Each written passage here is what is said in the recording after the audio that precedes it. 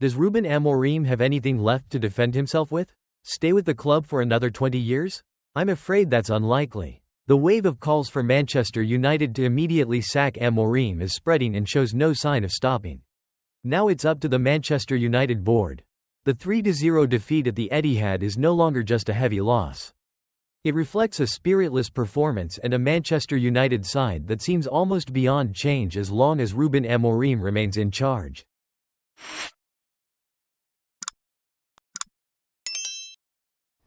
Although there were a few chances, perhaps Bryan Mbeumo's shot that was denied by Gianluigi Donnarumma was the best Manchester United could produce in this match. The team's defense, especially Luke Shaw, made serious mistakes that led to the goals conceded, after which all subsequent efforts became meaningless and ultimately brought nothing. A deeper analysis shows that Ruben Amorim's persistence with the 3-4-3 system, without any real tactical adjustments, was exposed clearly in this derby.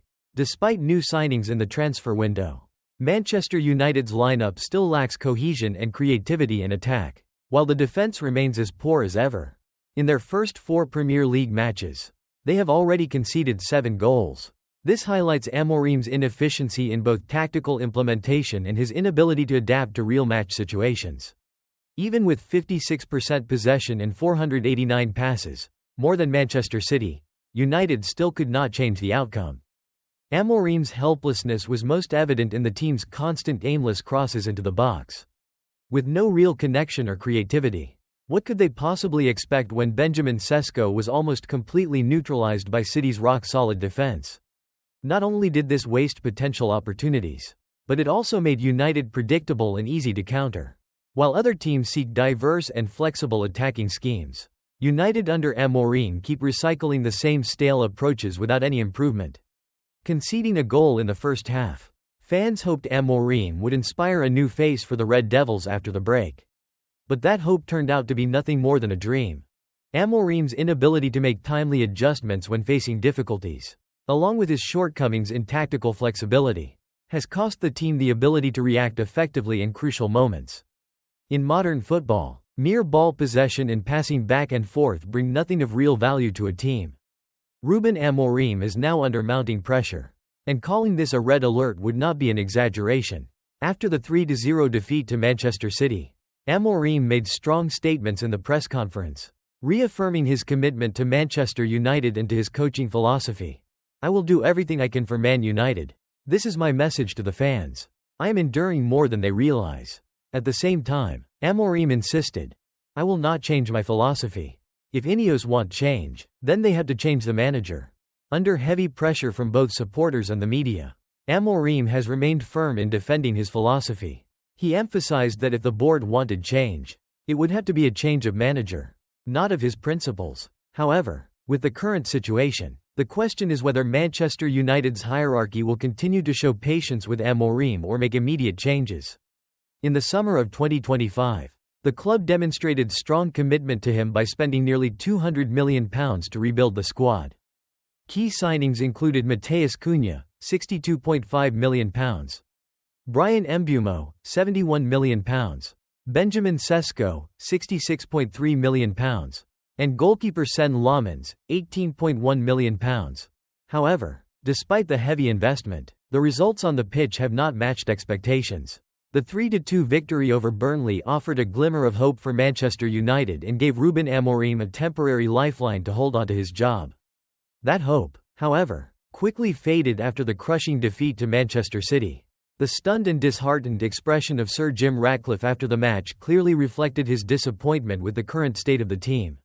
Before the derby, Ratcliffe had publicly backed Amorim, calling him a talented young manager capable of guiding the club through difficult times. Yet after the loss to City, his demeanor appeared to shift.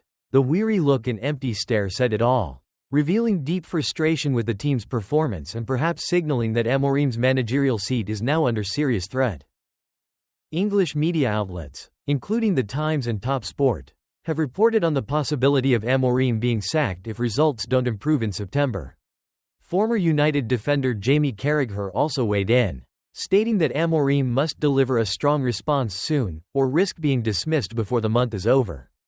Carragher further added that if it weren't for the trust and the legacy Amorim built at Sporting, Along with his inspiring coaching style, he might have been sacked a long time ago. After the defeat to Grimsby Town in the Carabao Cup, Ruben Amorim admitted, "Sometimes I want to give up. Sometimes I want to stay for 20 years." This statement reflected the inner conflict he is currently facing, feeling the immense pressure from the board, the media, and the fans, while still trying to project leadership and resilience in such a difficult period. In reality, though, with Manchester United's current situation, the notion of staying for 20 years feels like a distant dream. The 3-0 derby defeat to Manchester City has made any hope of a revival seem faint. Rather than thinking about long-term stability, Amorim now finds himself forced to focus on immediate improvements. But the big question remains: does he even have time left to turn things around? Social media has become the clearest window into the mood of Manchester United supporters. Disappointment has hit rock bottom, and anger toward Amorim has reached its peak. Here, I will quote some harsh fan comments to show just how bad the situation has become. One fan bluntly remarked that Ruben Amorim is completely unsuitable for Manchester United.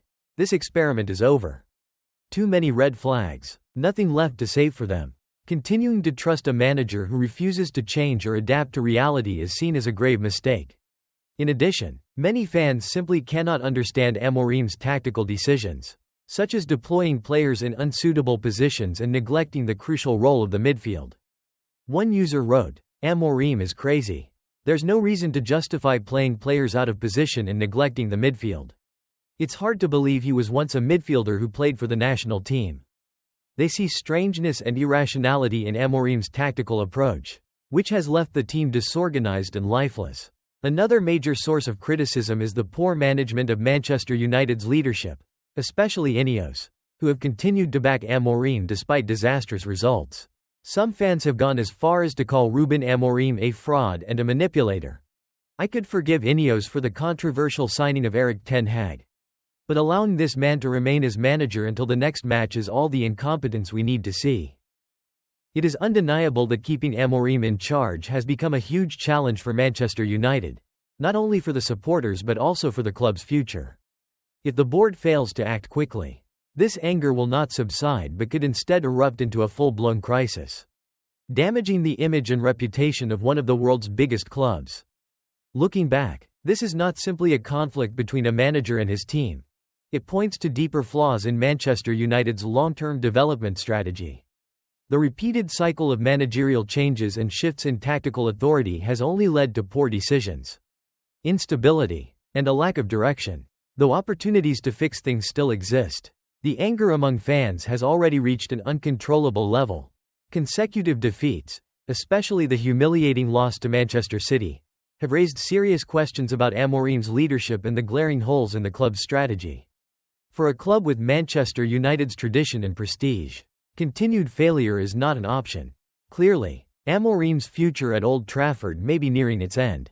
In a fiercely competitive environment like the Premier League, clubs cannot afford tactical shortcomings and inconsistent performances, especially after such heavy investment in transfers. A great club needs a clear strategy, flexibility in tactics when required, and above all, strong leadership from the top. Amorim's story is a reminder that football is not only about individual talent, but also about strategy, innovation, and the ability to adapt to every situation. Without these elements, no matter how many stars are on the pitch, success remains out of reach. As for Ruben Amorim, he will likely endure yet another sleepless night, just like Manchester United's fans. And tomorrow morning, who knows what will happen next?